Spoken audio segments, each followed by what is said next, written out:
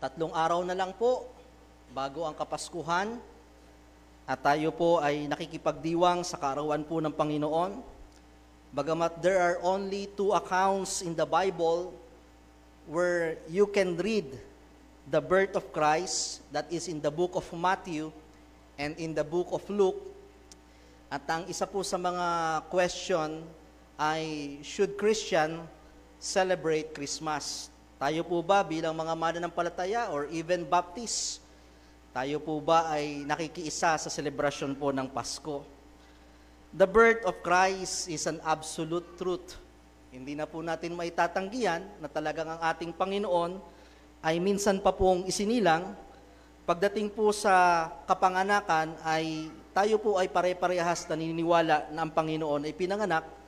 Ngunit pagdating po sa selebrasyon ng ang kapanganakan ng Panginoon ay dito na po papasok yung ating pong tinatawag na conviction.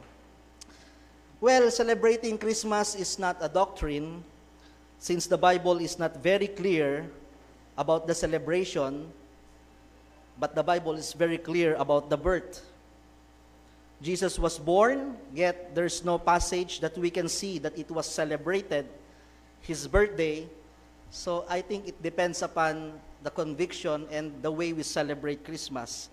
But as your pastor, I've seen nothing wrong celebrating Christmas, just like celebrating your birthday. It's not in the Bible. For me, there's nothing wrong to celebrate Christmas as long as it is Christ whom you really celebrate. The problem with the celebration today, ang problema po sa Kapaskuhan na ngayon, na ipinagdiriwang ng mundo, sineselebrate natin ang birthday ng Panginoon, sineselebrate natin ang Christmas, but absent ang Diyos sa buhay. The essence of Christmas is full of material things, full of claiming for blessings, but many people forget the blesser itself. Kung ganoon po ang paraan ng ating pagse-celebrate ng Christmas, you may have all the material things, but without Christ, that's not Christmas. Can you imagine having a birthday without the celebrant? Wala ka, hindi mo kasama ang celebrant or hindi mo man lang naalala ang celebrant. Ganyan po ang Pasko ng mundo ngayon. Maaring ang mga tao po ay kompleto, may mga iba't ibang material na bagay, maraming regalo, nasa iba't ibang lugar, or you can even complete your family. But without the celebrant or recognizing the celebrant, Christ Himself, there's no Christmas. Celebration of Christmas is not a matter of when. Hindi na po natin pinag-uusapan kung kailan talaga pinanganak ang Panginoon. Maaring hindi talaga December 25. But celebration of Christmas is not a matter of when, but it is a matter of who and how. Sino ang kasama mo sa Pasko? Sino ang kinikilala mo sa Pasko? At papaano mo pinagdiriwang ang Pasko? And may I tell you, you may have all the best gift you can ever have this Christmas. Maaring lahat ng pinakang masasarap na pagkain, meron kayo sa Noche Buena. Maaring nandun ka sa pinakamagandang lugar. Maaring buong pamilya nyo. But without Christ in your life, there's no Christmas. You are celebrating in a pagan way. But as Christians, we celebrate in a Christian way. Isa po sa mga portrait or image of Christmas na lagi nating nakikita, ang picture ng Belen, na kung saan ang Panginoon po ay isinilang, but there are some, let me correct some theology with that portrait. Unang-una, meron pong mga dumalaw sa Panginoon, hindi po ito hari. Malinaw po ang sinabi ng Panginoon that they were wise men or magi. Wala pong hari na dumalaw po sa Panginoon. Siguro, ininterpret nila sapagkat may mga regalo na mamahalin. So they were astronomers. They were considered wise men or magi, astronomers, but they were not kings, tulad po ng mga nakikita natin sa mga postcard. Pangalawang bagay, hindi sila tatlo. Sinabi silang wise men, bagamat plural, siguro binase po sa tatlong regalo, but they were not 3, probably more than 3. And pangatlong bagay, to theologically correct that portrait, they were not in the nativity during that time. Hindi po sila nandun sa mismong kapanganakan ng Panginoon. It was the shepherd Ang mga shepherd po ang unang pinakitaan ng anghel ng Panginoon sapagkat napakahalaga ng role ng mga shepherd sa kapanganakan ng Panginoon, because it was shepherd who care for the sheep to be sacrificed since the Old Testament. At sa haba ng kanilang pagsasakripisyo, hinihintay nila kailan ba matatapos ang pagdanak ng dugo ng mga tupa until the Lamb of God, Jesus Christ, came to this world. Tapos na po ang mga paghahaing yon sapagkat ang Panginoon ay naparuna. Nakita po ng mga wise men na ito ang Panginoon when He's already a boy. Nabasa natin kanina sa kanilang bahay. So that picture is not theologically correct sapagkat nais rin po nating itama. And I want you to notice, nabasa po natin kanina, that they were already considered wise men in the sight of the Lord, in the sight of the Word. But not only in the sight of the Word, but after their act and sacrifice, they were also considered wise men in the sight of the Lord. Bago pa man po sila makarating sa Panginoon, kinikilala na sila ng mundo, matatalinong tao, mga wise men, but they were considered wise men of the world, but not until they met Christ, they considered the wise men of the Lord. May I tell you, maaring ikaw ay pantas sa paningin ng tao, maaring ikaw ay may pinakang mataas na grado, may pinakang magandang posisyon. You may be wise in the sight. Wag ipakita yung mga puti. You may be wise in the sight of the world. But unless you have Jesus Christ, you are not wise in the sight of the Lord. 1 Corinthians chapter 16, let no man deceive himself. If any among you seem to be wise in this world, yung akala mo, ikaw ay tanyag, ikaw ay kilala, ikaw ay may karunungan, maaaring ikaw ay pinakamatalino, seem to be wise in this world, let him become a fool, that he may be wise. Sabi ng Panginoon, verse 19, for the wisdom of the world is foolishness with God. Ano man ang maabot ng iyong karunungan, ano man ang iyong posisyon, ano man ang iyong possession, kamangmangan lang yan sa harapan ng ating Panginoon, hindi sapat.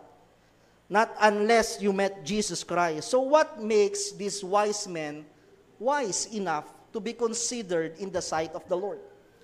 Mga kabataan, mga magulang, wag lang po nating pagsumikapan na tayo po ay makilala ng mundo.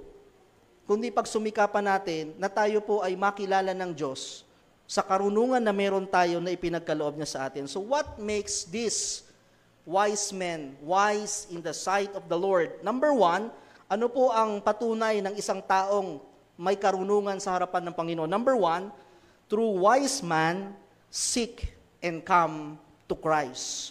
Ang isang taong may karunungan sa harapan ng Diyos, sila ay kumikilala, hinahanap, at natatagpuan sa ating Panginoon. Sabi po sa Matthew chapter 2 verse 2, where is He?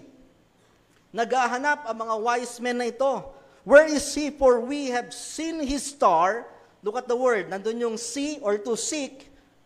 Nandun yung word na come. Dalawang bagay po. They seek and they come. What makes them wise, what makes us wise, is when we seek and we come to Christ.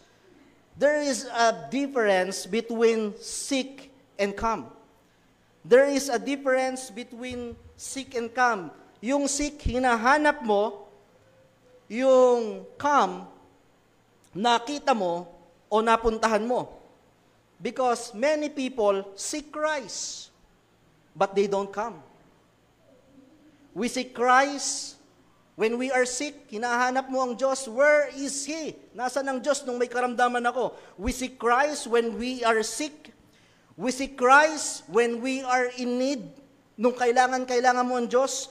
We seek Christ when we are in problems. We seek Christ when we are at the end of the rope. Maraming mga tao tumatawag sa Diyos. Many seek, many people seek, but they don't come.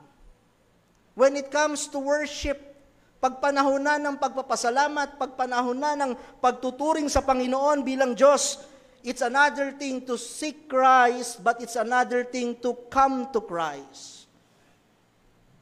Just like this Christmas, maraming naghahanap sa Diyos, Lord, baka naman, Lord, yung aming blessing, yung aming bonus, yung aming kagalingan. But when it comes to worship, they seek, but they don't come. That's why many people celebrate Christmas in the wrong way. Yan ang tinuturo ng Pasko ng mundo. Ang Paskong wala si Kristo. If there will be a time na kung saan maaring dapat tayo po ay nagkakasama-sama sa pagpapasalamat ng kaarawan ng Panginoon, this is the time. But we are bounded by materialism. Between seek and come, ang dami pong pwedeng mangyari. Yung hinahanap mo ang Diyos, sa nakarating ka sa Diyos, ang dami pong pwedeng maging balakid. Katulad na lamang po ng mga wise men na ino, makikita po natin, ang dami pong balakid. Unang-una, the distance. Napakalayo po ng kanilang pinanggalingan, but distance is not an issue to them. Malayo man, masama man ang panahon, hinanap nila ang Diyos, where is He? Pero hindi po doon nagtatapos. Makakarating kami. It is not just by word, but by works. Distance is not an issue to them. Consistency is not an issue to them. Sa layo nga po ng kanilang binahe, sa layo ng kanilang paglalakbay, maaring no mga unang milyahe, enjoy pa sila. Maaring no mga nakakakalahati, nag-enjoy pa sila. But along the way, pwede silang mag-isip-isip, itutuloy pa ba natin to? But we can see consistency is not an issue to them. Many people seek Christ, they may follow Christ, but along the way, maraming mga pag-iisip, maraming mga hadlang, maraming mga bulong ng dyablo, hindi lang nila sinimulan, kundi tinapos nila ang kanilang tugon sa Panginoon. Their position is not an issue to them. Kung sila po ay mga wise men, mga magay, maaaring marami po sila mga kailangan gawin, may mga trabaho din sila. Pero iniwan nila, it's not an issue to them. Because they don't just seek, they come to Christ. Their baggage is not an issue to them. Imagine kung ilang araw na biyahe po yun, ilang buwan na biyahe yun. Hindi lang ang kanilang sarili, kundi ang kanilang mga kagamitan na mabibigat. But their baggage is not an issue to them. Their sacrifice is not an issue to them. Between seeking and coming to the Lord, ang daming pwedeng maging hatlang. But what makes them wise? They seek and they come to the Lord.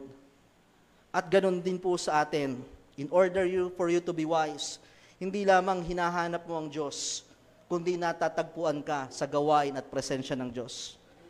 Ang isang taong may karunungan, alam niya that the price is worth the price. May mga sakripisyo, may mga pagkakataon na matatapos ba natin lahat ng ating linaang oras, lahat ng ating ilinaang buhay, kayamanan para sa Panginoon. Ang daming pwedeng maging hadlang. Pero alam natin, it will be worth it all when we see the star or Christ. May mga sakripisyo sa paglingkod, but true wise men, they seek and come to Christ. What makes us wise in the sight of the Lord? Hindi lamang true wise man, seek and come to Christ. Pangalawang bagay, true wise man, humble and honor God.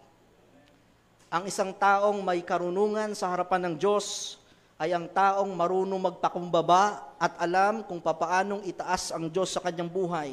Saying, where is he that is born in King of Jews? They come, but once they come, they worship Him. Ang isang taong may karunungan ay taong marunong magpakumbaba at maisitaas ang Diyos sa kanyang buhay. In spite of having many things, these wise men learn that they still need God and they are nothing without God. Ano pa ba ang hahanapin ng mga wise men nito? Trabaho, magandang trabaho siguro nito. Aside from they are intellectually wise, they have position. They have possession, ang gagara ng kanilang mga dalang regalo, gold, myrrh. They are famous. Ano pa ang hahanapin nyo para sa Diyos? But no, they realize we still need God. Kailangan pa rin namin ang Diyos sa aming buhay. Yet with all of it, will it all of it, hinanap pa rin nila ang Diyos sa kanilang buhay. They humble themselves, naiintindihan nila that they are nothing without God, and everything is not enough without Christ. Alam nyo, sa buhay, napakahirap pag meron na tayo ng lahat ng bagay. Hindi mo na kailangan ang Diyos. You may seek, but you will not come.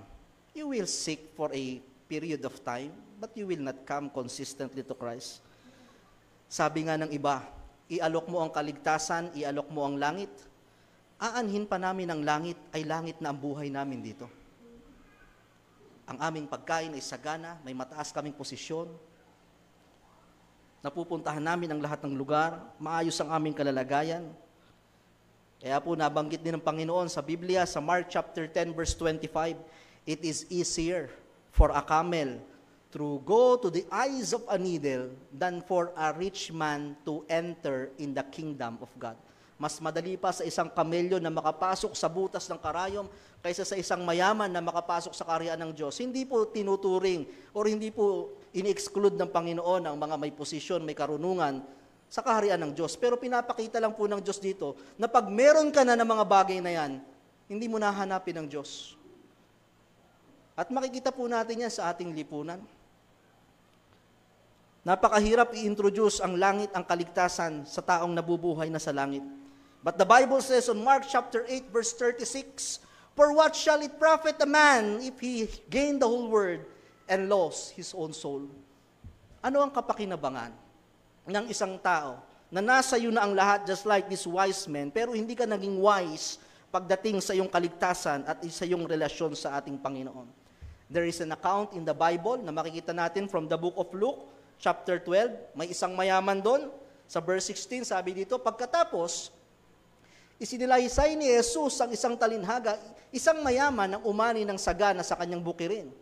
Sabi ng mayaman, kaya't nasasabi ko sa aking sarili, ano pa kayang gagawin ko sa perang ito? Wala na akong paglagyan ng aking mga ani. Sabi niya sa verse 18, alam ko na, ipagigiba ko ang aking mga kamalig at magpapatayo ako ng mas malaki pa. Doon ko ilalagay ang aking ani at iba't ibang ari-arian. Verse 19, pagkatapos ay sasabihin ko sa aking sarili, napakarami ko ng naipon, napakarami ko ng pera sa mahabang panahon, kaya't magpapahinga na lamang ako, retirement, kuwakain, iinom, at magpapakasaya. Pero sabi ng Panginoon, ngunit sinabi ng Diyos, thou fool, isa kang mangmang.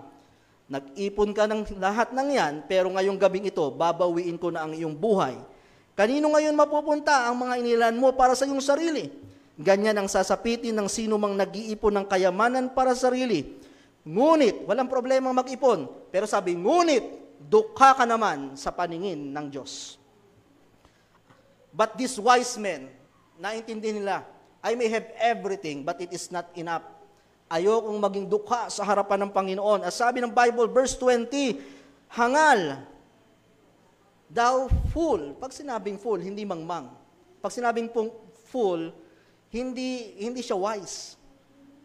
Mayaman ito, maaring matalino din to kasi napalago niya ang kanyang negosyo, kilalang taong ito, pero bakit sinabihan ng Diyos na mangmang? Because in the sight of the Lord, napakahalaga pong maintindihan natin, true wise man, humble, and honor Christ. Yung ating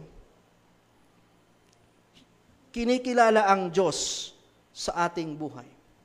Alam nyo, sa lahat po ng meron tayo, anumang posisyon, anumang material things, yung pagiging walang panahon natin sa Diyos, yung pagiging sobra nating busy, ito po'y pinapatunayan natin na hindi natin siya priority. Nabuhay din naman ako, kahit wala ako, kahit even though I don't come. Okay na yung sick, but I will not come. Anong pinapatunayan mo sa buhay mo? That you don't need God. You seek God. Where art God? Where is He? But God is looking for you to come and to worship Him. And if you are not going to Christ, if you are not looking for Christ, that is pride. That is pride. Pwedeng hindi mo sinasabi mo sa sarili mo or pwedeng hindi ka aware sa sarili mo, but if you are living without Christ, nangyayari minsan talagang tayo ay hindi nakakarating, nawawala. Pero yung ang tagal mong nabubuhay na wala ang Diyos, that is foolishness in the sight of the Lord. Pinapakita mo lang na, nung hindi rin naman ako nagsimba, nung wala rin naman ako sa church, buhay din naman kami. Nakaya ko din naman eh. Pero sabi ng Panginoon, thou fool, hindi mo alam ang buhay. Maaring sa paningin mo, sapat, pero sa paningin ng Panginoon, ikaw ay dukha. Anong sabi ng Panginoon sa pride? Kinamumuhian niya, itinataas niya, nagpapakumbaba, at ang nagpapakataas ay kanyang binababa. Kaya mapala din tayo, bagamat hindi tayo ganong kasagana, kasi baka kung tayo ay naging sobrang sagana, maaring hindi mo pinapasok ang Diyos sa buhay mo at hindi mo siya kinilala. And I've seen many na talagang napakahirap pong introduce ang gospel sa mga taong meron na. At maaring mga Kristiyano na kung kailan pinagpala, tsaka nawala. Ang pagpapala ay naglalapit sa atin sa Panginoon. True wise men humble and honor God. Yun bang nagpapakumbaba ka, kaya ka lumalapit sa Diyos, pinapakita mong, Lord, hindi sapat.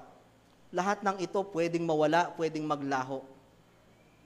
Yung bang ikaw ay nagpapakumbaba at ino-honor mo ang Diyos, at siya lang ang itinataas mo na bagamat ako'y may trabaho, bagamat ako'y matalino, ako'y may negosyo, Lord, kayo pa rin ang dahilan ng lahat ng ito. But if you don't seek and you don't come, isa lang ang pinapatunayan mo, nabubuhay ka sa sarili mo. Honor, yung siya ang bida at siya ang pinaparangalan mo sa buhay mo. What makes us wise in the sight of the Lord? True wise man, humble and honor Christ. Pangatlong bagay, true wise man knows God is the ultimate source of joy. When they saw the star, they rejoiced with exceeding great joy.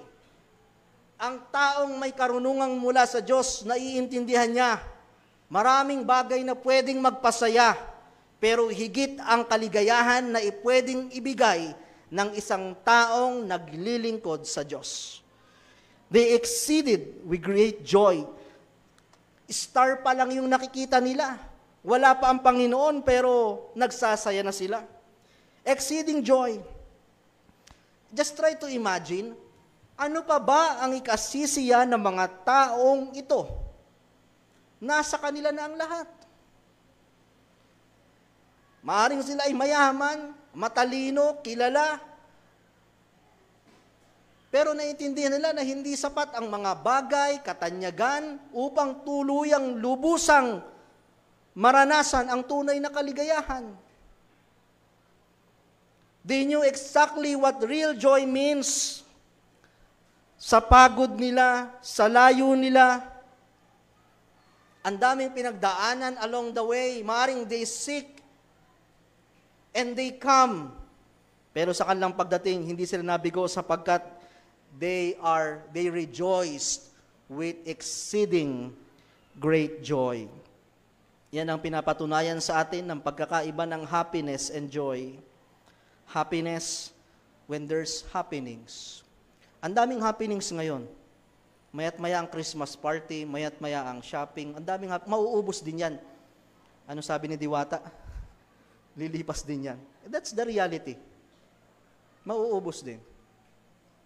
Pero yung kagalakan na nagmumula sa Diyos, it is not bounded by time, it is not bounded by event or happenings. Itong mga wise men na ito, imagine yung biyahe nila, yung gutom nila, baka kinukulang na. Ang daming dahilan para hindi sila magsaya. Nakikita pa lang nila yung star eh. Pwedeng kahit nakita nila yung star, kahit pa sabihin nandyan na yung sign, pagod na kami, gutom na kami, namimiss na namin ang aming mga asawa, ang mga anak, ang mga relatives. Ang daming dahilan para hindi sumaya. Pero bakit masaya pa rin sila? Sapagkat yun ang binibigay ng Diyos. Yung kagalakan kahit may problema, yung kagalakan bagamat may mga pinagdadaanan sa buhay. What keeps us going sa gawain na maraming hadlang. Bakit tayo nagpapatuloy? Sapagkat alam natin may kagalakan ang paglilingkod sa Diyos. Alam niyo mga kapatid, totoo katulad nito mga wise men ito. Hindi biro ang taon. Maraming beses tayo nagsakripisyo ng panahon na dapat gagamitin natin sa iba. Ang ating mga lakas na nanghihina na sa buong linggong trabaho, pero naririto tayo, ang ating mga kayamanan na pwedeng ang daming pwedeng dahilan upang hindi tayo sumaya. But what keeps us going? Bakit tayo nagpapatuloy, bagamat may problema? Sapagkat hindi nyo maitatanggi, masaya ang nasa presensya ng Diyos. Masaya ang naglilingkod sa Diyos, and that's what makes them wise. Pwede nilang hanapin yung kaligayahan nila sa pagkain. Pwede nilang hanapin yung kaligayahan nila sa mga events or material things. At nakikita naman. Pero pagka nakain na, napuntahan na, nabili na, lumilipas ang kaligayahan. Ang pinagkaiba ng kaligayahan nagmula sa Diyos, ito ay ating kapakinabangan, maging sa panahon ng kadiliman, maging sa panahon ng kaguluhan. Why? True wise man knows God is the ultimate source of joy. Number 4, true wise man knows the value of God. Ang isang taong pantas sa harap ng Diyos, ang isang taong may karunungan, kinikilala niya kung gaano kahalaga ang Diyos sa kanyang buhay. He knows the value of God. Makikita po natin dyan, and they fell down and worship Him, and they had opened their treasures. Hinanap, nagsakripisyo, dumating. Nagpatira pa, pagkatapos nila magpatira pa, hindi sapat. Meron silang dalang mga treasures. And they presented unto Him gifts, gold and frankincense and myrrh. So this wise man knows the value of God. And worship requires sacrifice.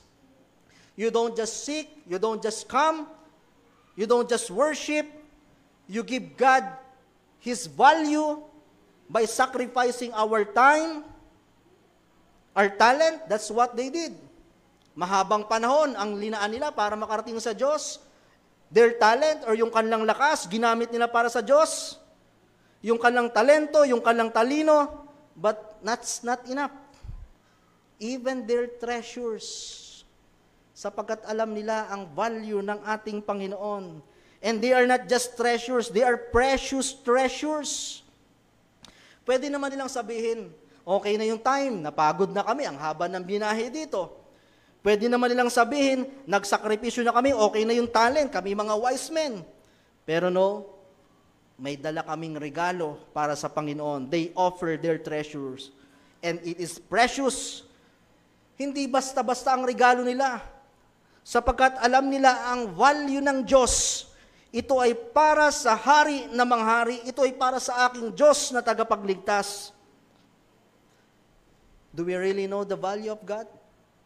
Kung alam natin kung gaano kahalaga ang Diyos sa ating buhay, hindi tayo magdadalawang isip to spend our time, our talent, and even our treasure. This Christmas, one good thing is the spirit of giving. Napakaganda po at wala namang masama. Nagbibigay tayo. Kanina naghahanda kami ng teacher din, mga inaanak. Walang masama, mga relatives. Sa mga trabaho, may mga 13-month pay, may mga bonus, may mga party. And there's no wrong, wala pong mali sa mga bagay. That's the spirit of giving. And the more we give value to someone, the more precious is our gift. Pagka medyo special sa'yo yun, medyo special din yung regalo mo sa kanya. This Christmas, one good thing is the spirit of giving. Pero, alalahanin po natin, sino po ang may kaarawan sa araw ng Pasko? Di ba ang Diyos? Where is your gift for God? You may have your time, your talent, but this wise man, it's not enough.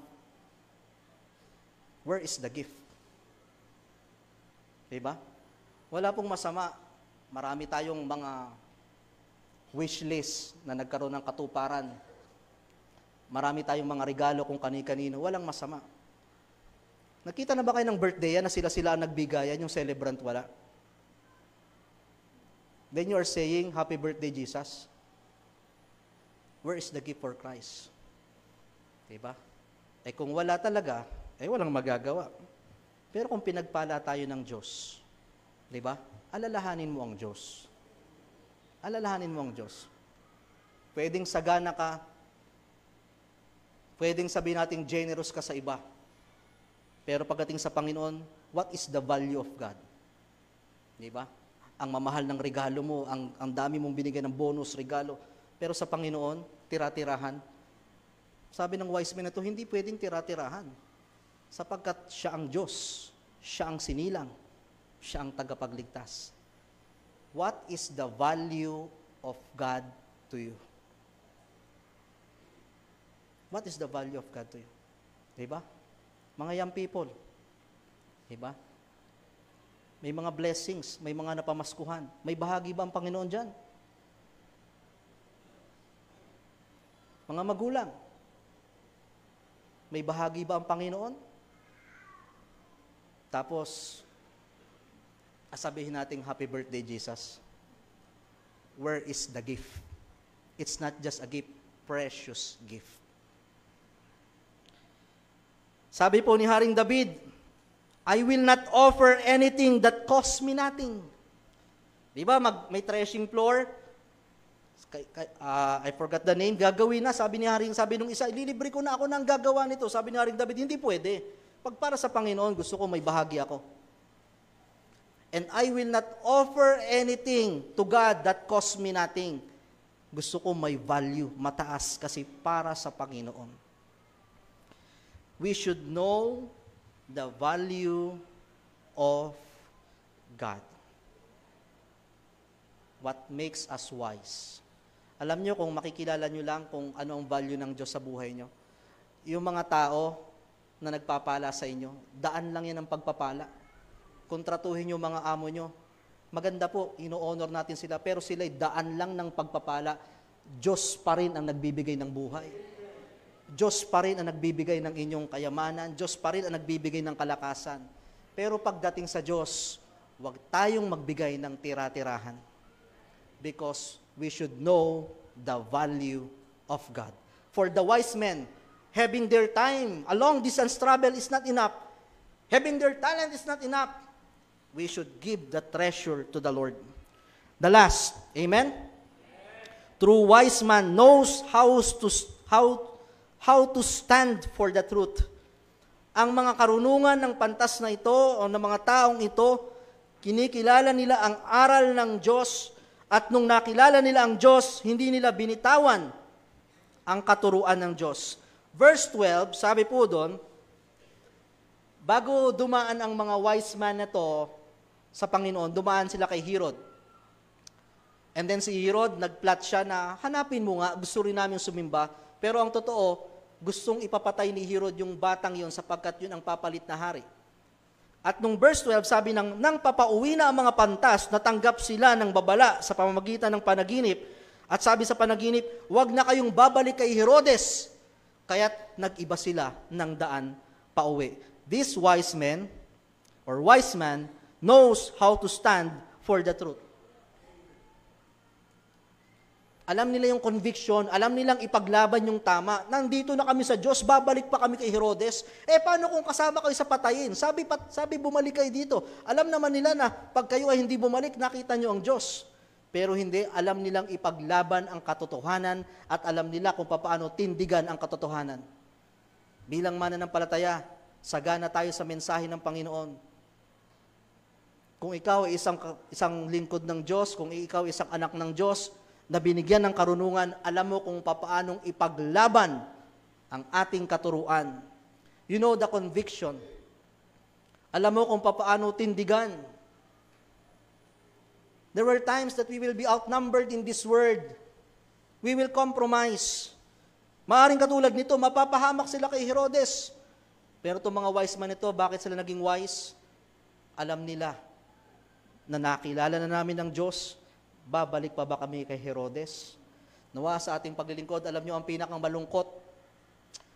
pinakamalungkot na bahagi ng buhay, hindi lang yung mga taong hindi nakakilala sa Diyos. Ang higit na mas malungkot, yung nasa Diyos ka na, lumayo ka pa.